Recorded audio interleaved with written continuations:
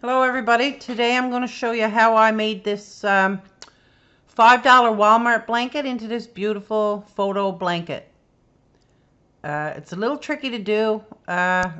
Keeping the lines between the photos and the graphic elements straight is very difficult to do. I did it with some ribbon and some safety pins. Probably not the best way to do it. Perhaps tape might be the best way, but I thought if I used tape it might pull up the fibers on the blanket when I go to remove it, so I didn't really want to do that. But I'll be exploring different ways on how to keep the lines in between the photos straight and precise. This is not the first blanket that I've done. I did a black and white one as well.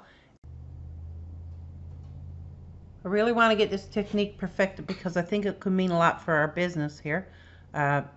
When I post these things on my personal Facebook page, everybody is asking, do I sell these? Do I sell these? And right now I'm not selling them because I'm still not 100% confident in what I have here.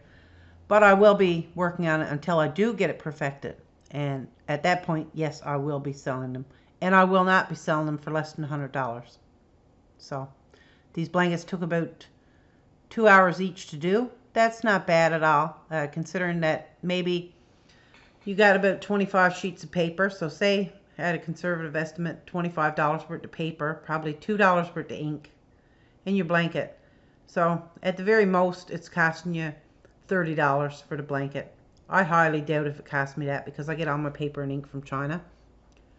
So $100 is a real good price for that blanket, and if you can make $65 in 2 hours, that's well over $30 an hour, and you're doing really good if you're making that kind of money. So follow along with me now and I'll show you exactly what you need to do to make this blanket. It's a little tricky, like I said, but you take your time and do what you need to do. Make sure you put down clean paper after every press on top and bottom, and you should be good to go.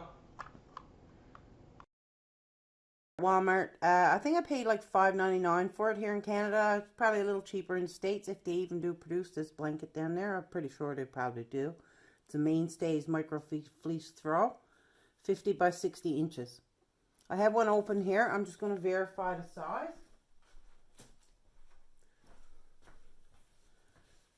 So the way I do that, my table's not big enough to measure 50 by 60.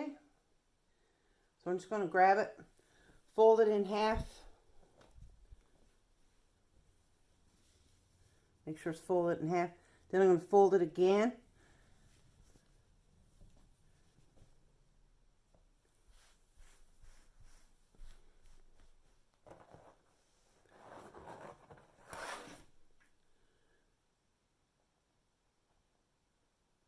So this is 25 across, so that would be your 50.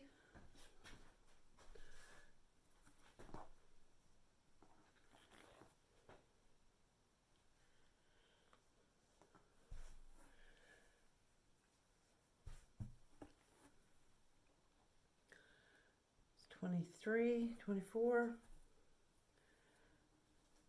30. Yep, 50 by 60 exactly.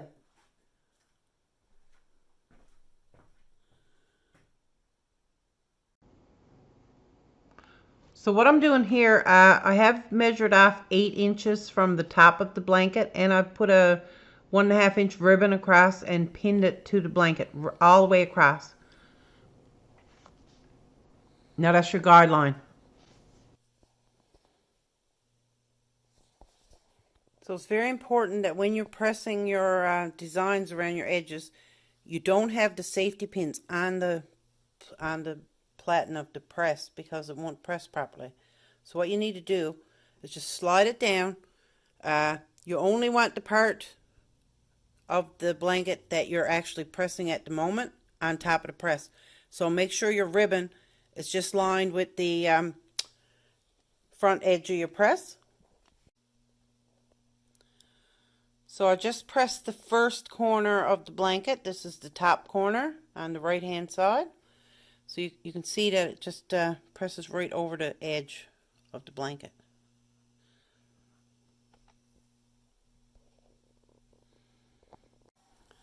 So after you get your top right corner pressed, you need to slide the blanket over. You want to make sure that none of the previously pressed fabric is sitting on top of your platen, because when you press and you put the piece of cover paper over it, it's going to absorb some ink and it's going to leave it like a faded edge. So if this little bit, an inch of this was left on the platen, when you press it, you're going to get an inch of fade. And we don't want that. There is the final spot on the blanket that we press at, let's say, the bottom right hand corner, bottom left hand corner.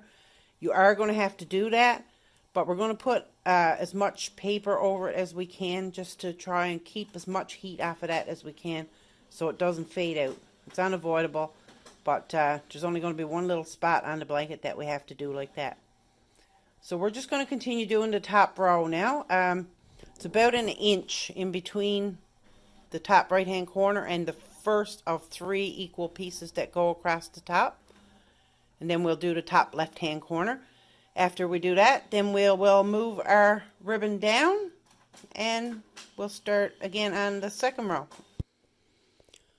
Okay, so you can see I got the top part of the blanket pressed. Just want to show you here. I kept the design about around an inch apart horizontally, and I kept it about a ½ inch away from the ribbon. And just another little tip, it's very intensive on protective paper, because every time you, unless you want your back of your blanket to be all messed up, every time you press a new section, you need a new bottom piece and a new top piece. If not, you're going to get shadowing and it's not going to come out as nice and clean as you want. So what I'm going to do now is I'm going to measure down for the next row, and I'm going to start pressing the second row. So that second row has 3 photos in it, so I'll show that when I get it done. So the next placement for a ribbon is 14 inches from the bottom of these squares. So I'm just going to take these pins out now, move it down, and I'm going to measure 14 inches with my ruler, and I'm going to pin that ribbon back on, and that's going to be my guideline for the next row, for the bottom of the next row of photos and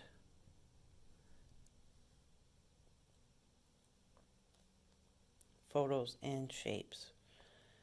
So here's our 14-inch mark. That's where I'm going to place the top of my ribbon, and that's where the bottom of the next lot of stuff is going to go lined up to.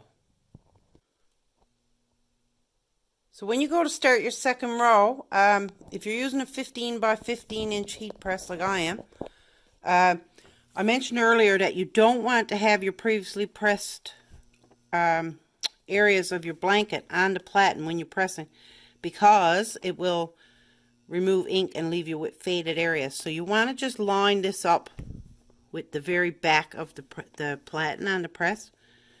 So make sure that this is hanging down over, but it's right on the corner more or less.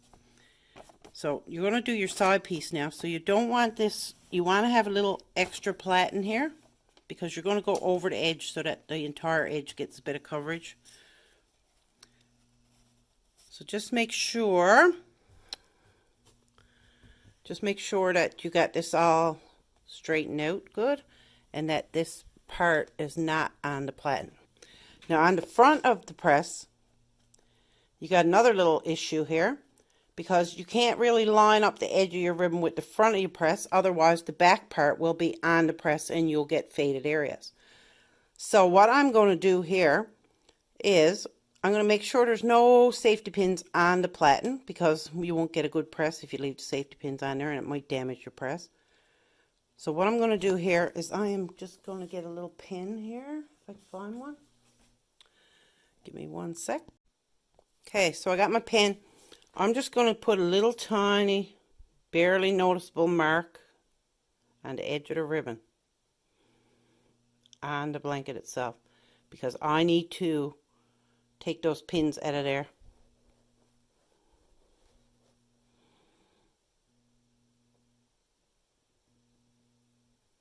There. So I'm going to take those pins out of there, and then I'll know from those little pin marks where my guidelines are for the bottom of my print.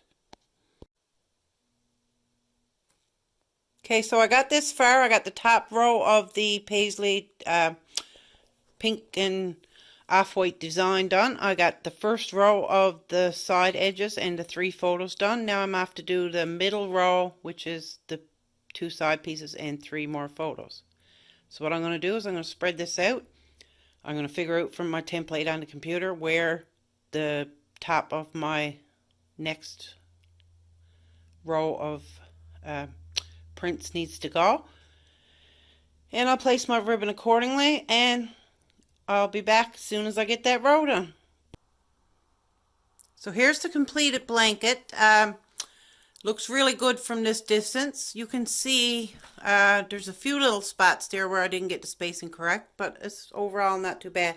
As I got down towards the bottom, I had to adjust the spacing a little because it was a little off, I guess, and it built up as it was going down the blanket, the amount that it was off. And as you can see with this blanket, it's not exactly 50 by 60 all over the blanket. It's kind of a rough cut blanket. Still really, really pretty. There are a few spots here where you can't really see it. You see how the white picks up any little bit of dirt. I am not prepared to sell these blankets yet. I'm going to be looking for a better blanket itself. This $5 Walmart blanket is okay, and it's great if you want to do it for a gift for somebody. If somebody got a new baby and you want to get a bunch of baby pictures, it will be absolutely perfect. The color comes out incredible on these blankets, as you can see. And I will also be including in the description below a link to a template that you can use if you want to make these blankets. I'll include the top pieces, the corner pieces, the side pieces, and as well the frame piece at the exact size. You need to have a larger format printer to do these blankets, and you also need to have a minimum of a 15 by 15 press. So I hope you enjoyed this tutorial. I look forward to coming back with more and more tutorials on the different things that I do. I love to experiment. I do a lot of things to sell. Obviously, this is my business, and it's what keeps the food on my table. But in my spare time, I like to fool around with different stuff, try different ideas, and hopefully one of these days I'll pick one that'll catch on.